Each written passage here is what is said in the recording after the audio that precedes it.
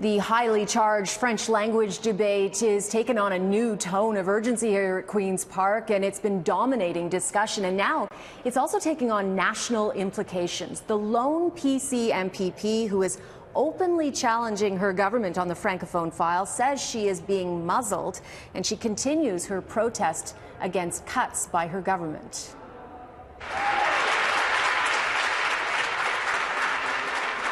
There were many standing ovations by the PC party in the legislature today, but again, for the second day in a row, Amanda Simard did not toe the party line and rise to her feet.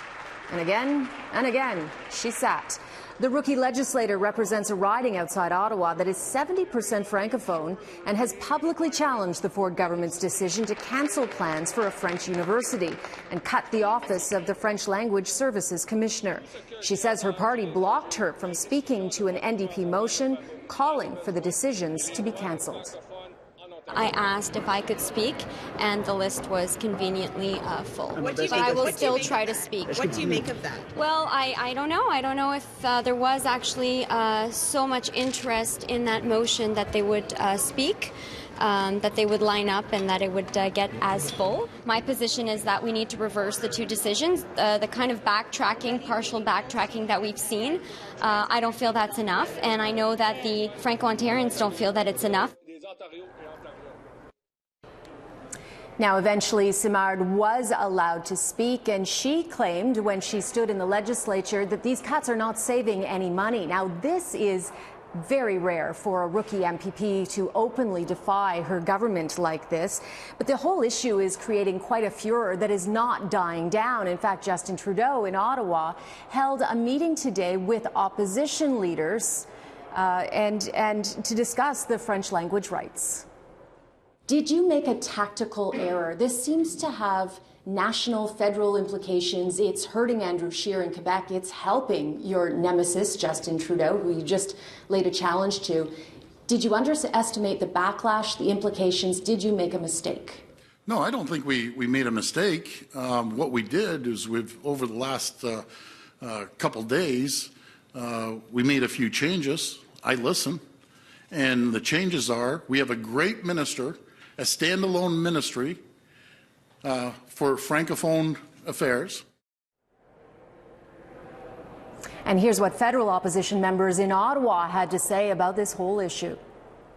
But at the end of the day, I wanted to see a concrete measure on the table to save this university in Toronto. The Francophone University is important, and there wasn't a concrete proposition. The government said that they would be open to investing and being partners, but I think we need to actually propose something concrete to put more pressure on the provincial government. The Ford government, the Conservatives in Ontario, need to step up and make sure that they make the demand to the federal government. It's up to them to prioritize the university. It is a project that we've supported from the moment that we became a government. When we came into power, I've clearly heard from Franco-Ontarians that this was a very important project. Now, the Premier said he is not going to kick Amanda Simard out of the party, but I am told the PC party is losing patience with her. She has not said yet one way or the other, absolutely, if she will defect to the Liberals. Now, joining me now is Liberal strategist Jim Warren. This is quite an issue. Do you think Doug Ford underestimated the backlash that he was going to get to the Francophone file? I think these are times when we see that Doug Ford is a rookie MPP. This is his first time out of the gate, first time working as a premier, but also at Queen's Park. So understanding those politics sometimes is quite different than his experience at City Hall.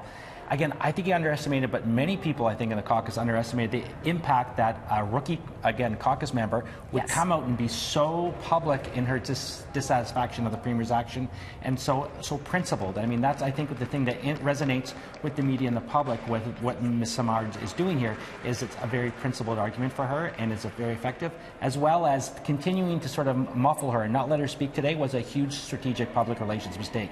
It was, because it kept the story alive longer. If she just got up and spoke we wouldn't even be talking about her tonight. And the fact that they didn't put her at #1 on the list allows us to make that conflict and get her message even more. I find it really ironic that she is the one that probably was least expected to take a stand against the government and has. And many times I have often wondered when a minister is standing there defending a government decision if they're holding their nose and if they really support it, but they're not defying Doug Ford. And they're not in such a public way. So it's not unusual for any government, Liberal or Conservatives, to have caucus members in the first 6 months. They don't get into cabinet. It's not quite the dream job they thought it was, and they're a little bit grumpy. But normally they'll go with colleagues, have a glass of wine after work and do it, not in such a public way.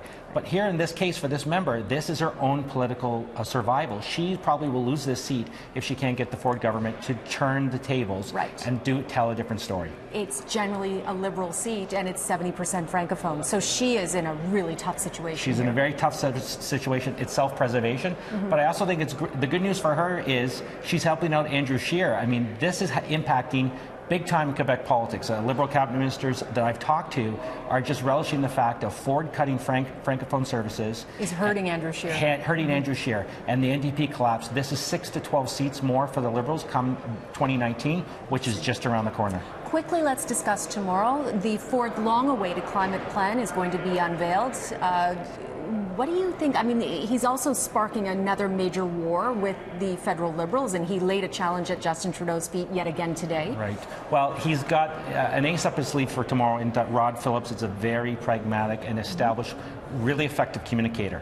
His challenge is going to be, and I'm told, that they're going to try and do a judo flip, make this more about a story holistically about all environmental services, clean health, clean air, clean water, recycling, those types of things, rather than just about the carbon tax. That being said, it's clear that the Ford strategy is going to be to put the onus on corporations to change rather than consumers. And we've seen in the past in other countries like Australia that is not working. Doesn't work. So how will they defend? This will be very interesting, and you're giving my question for tomorrow in the scrum. How will they defend adopting a policy that looks like it's not working elsewhere? Right. He's going to say it's for the people. I'm going after the companies rather than the people. And again, it's going to be interesting to see how Rod Phillips handles this, because he'll be the guy who has to fall on his sword for Ford on this issue. Jim Warren, always great to talk to you. Thank you.